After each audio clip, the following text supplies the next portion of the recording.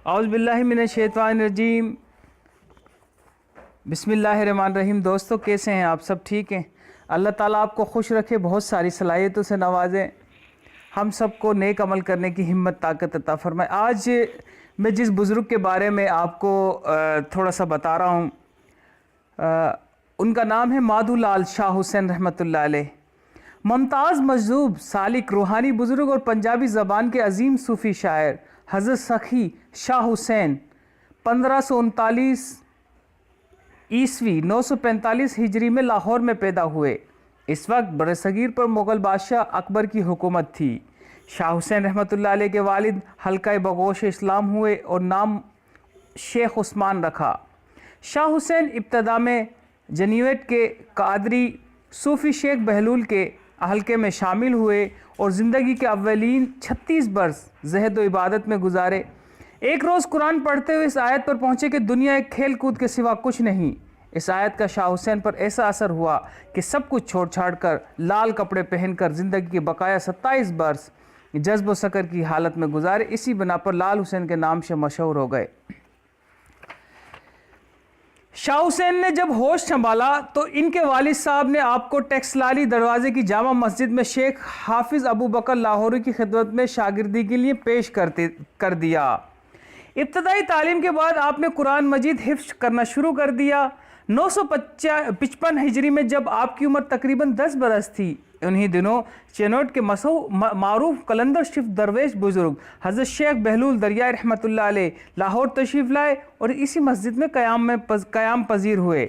जोहर शनास ने मतलाशी निगाहों से बच्चों को देखा और इन निगाहें हुसैन पर आकर टिक गईं। हज़रत बहलूल ने शाह हुसैन की रोशन पेशानी और ज़हीन आँखों को देखकर मौलाना अबू बकर लाहौरी से पूछा कि इस लड़के का क्या नाम है और ये क्या पढ़ता है। उन्होंने अर्ज़ किया कि इसका नाम शाह हुसैन है और 7वां पारा हिफ्ज़ कर रहा है।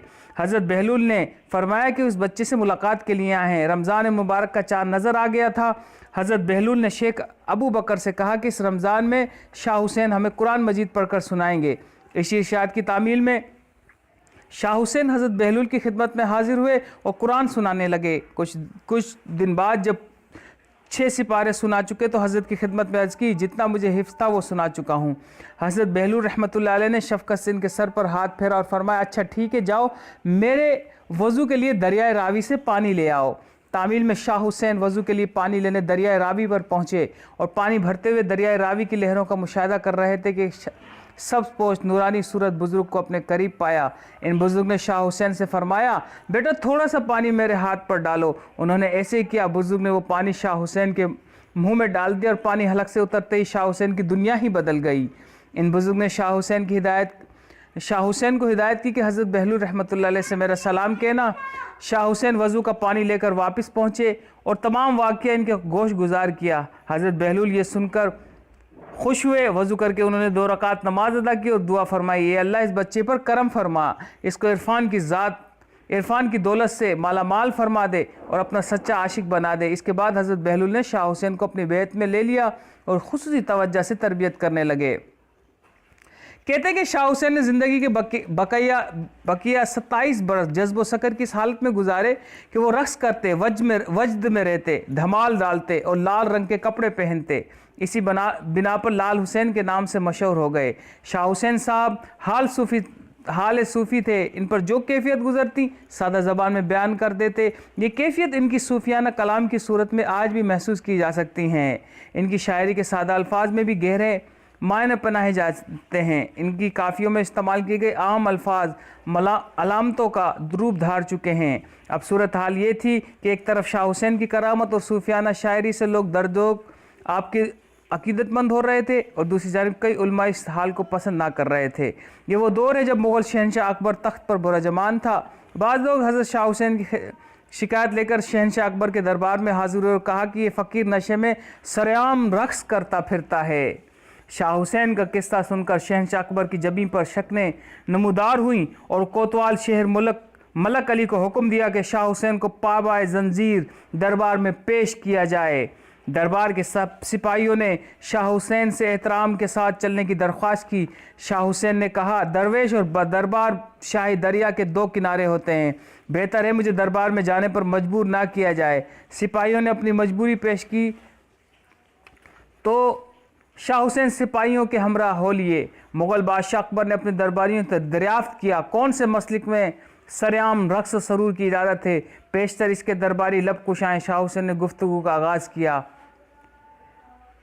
انہوں نے ایک شعر پڑھا، یعنی اہل فکر کی راست بار نگاہیں اندر کا حال جان لیتی ہیں، ظاہر میں دیکھنے والی نگاہ کی رسائی وہاں تک ممکن نہیں ہو پاتی۔ یہ کیسے ممکن ہے کہ آنکھ سامنے والے شے کو نظر انداز کر دے؟ حکمران وقت شہنشاہ اکبر نے بڑی گہری بات کہی۔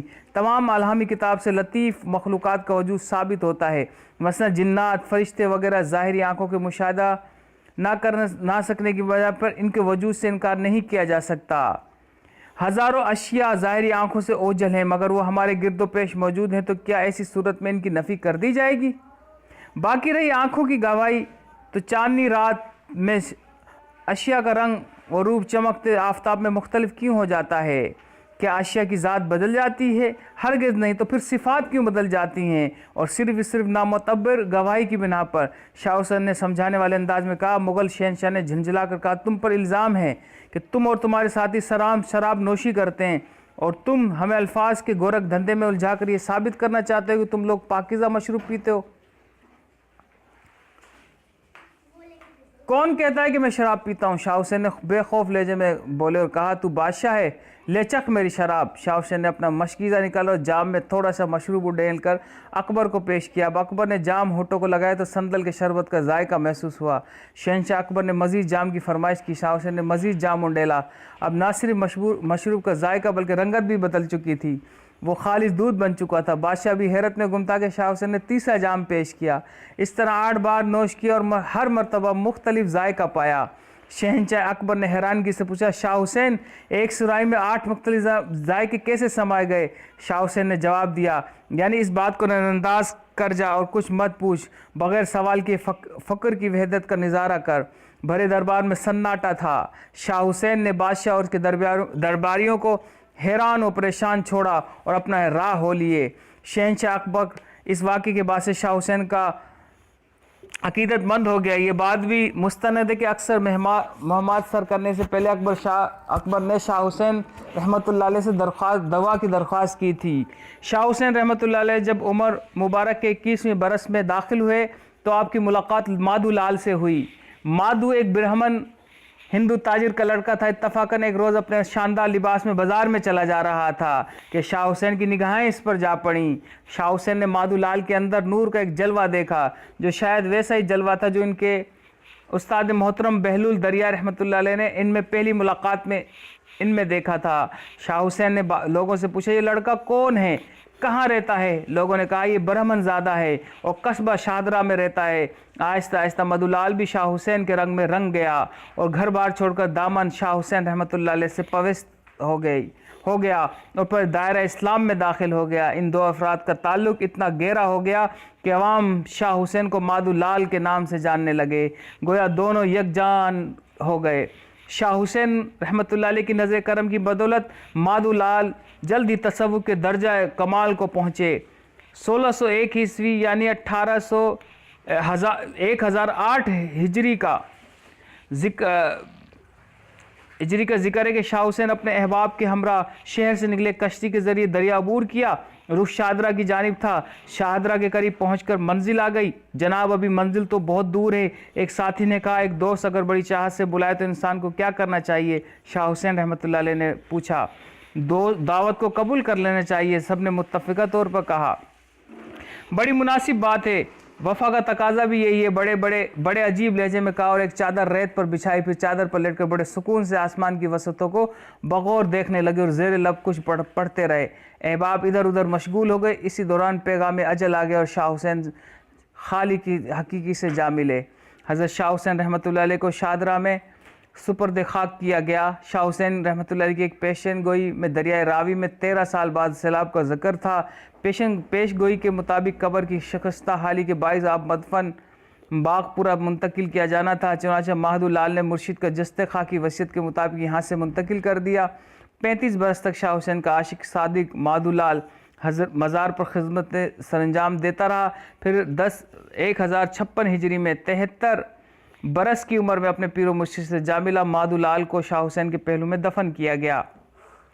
हज़रत शाह हुसैन रहमतुल्लाह अलैह का मज़ार मुबारक 4 सदियों से बागबानपुर लाहौर में मरजा खलाई के हर साल की तरह इस साल भी शाह हुसैन का 431वां उर्स महकमा औक़ाफ़ के ज़ेर एहतमाम मार्च के आखिरी हफ्ते में अक़ीदत एहतराम से मनाया जाएगा।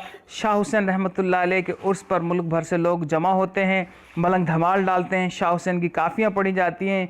ज़ायरीन की कसीर तादाद शाह हुसैन रहमतुल्लाह अलैह के मज़ार पर चिराग जलाती और मिन्नतें माना करती है। इसी मुनासिबत से ये मेला जो है चरागा के नाम से सारी दुनिया में मशहूर है।